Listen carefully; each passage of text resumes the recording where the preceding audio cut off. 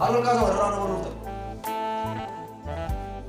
Kanafi obboloota koo koloniyaas dhaabbatan kun mileenaa hin argaman. Dhugaan isinitti mileenaa hin argaman. Garuu Waaqayyoo dibata guddaa waldaa kana keessa kaa'ee baadiyyaadhaan magaalaadhaan dachaasee miti. Wanti Waaqayyoon gammachiisu ergamoonni Waaqayyoo kan isaan itti gammadan kan isaan ililchanii lubbuu haaraa kanadha. Warra qabaa seexanaa jalaa kanaa ba'e.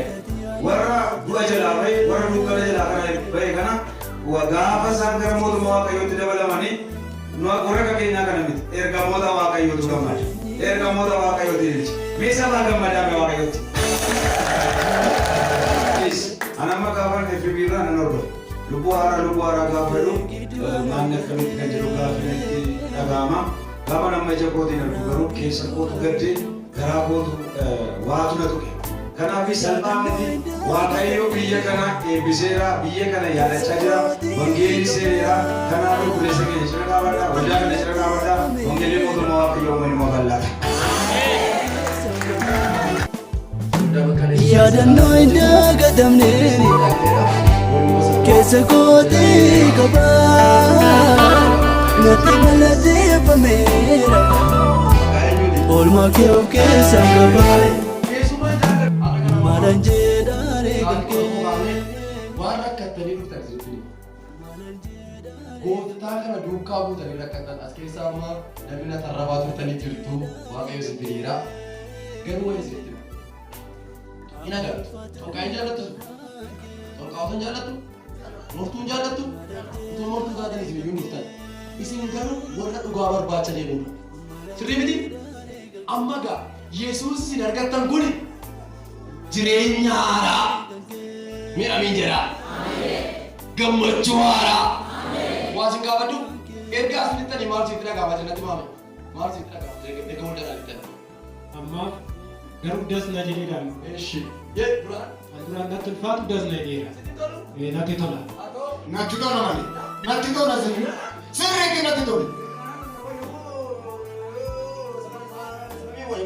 Kana gara Waaqayyootti deemuu naa wayi. Atoo. Gooftaa galataa waan kun har'a kun duraan feetanii immoo deebi'ee ammoo kun gooftaan ari'ee ammoo gooftaan asitti lafa. Ari'eesi miti. Ari'eesi haa bitu amiin jedhaa. Gammadaa jirtu? Maal fa'aa gammadee as galtanii yoo dhatte maal gammadee?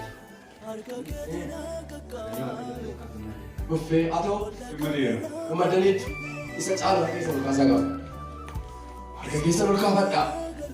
Waanan jedhe na duukaa jedhe. Ati eessaa dhufte? Eessaa dhufte? Iddoo eessa turte? Kan karaa tattee joonjofteetta. Kana booddee joonjofte. Kottu.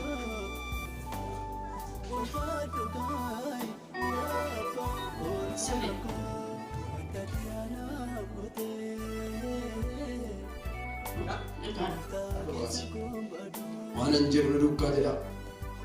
Harka keessa ol kaasaa Yesuus Kiristoos jedha.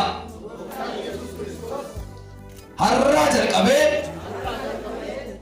qulqulluu maqaa keetti amaneera. Si amanee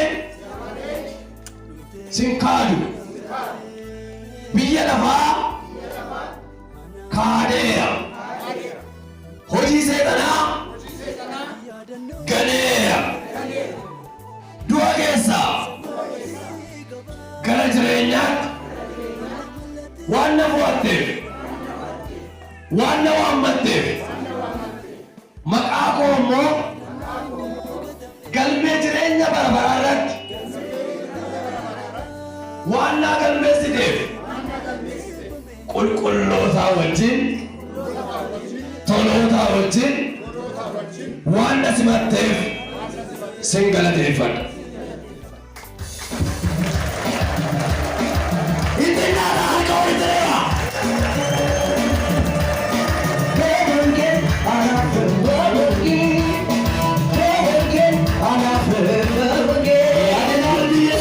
I'm not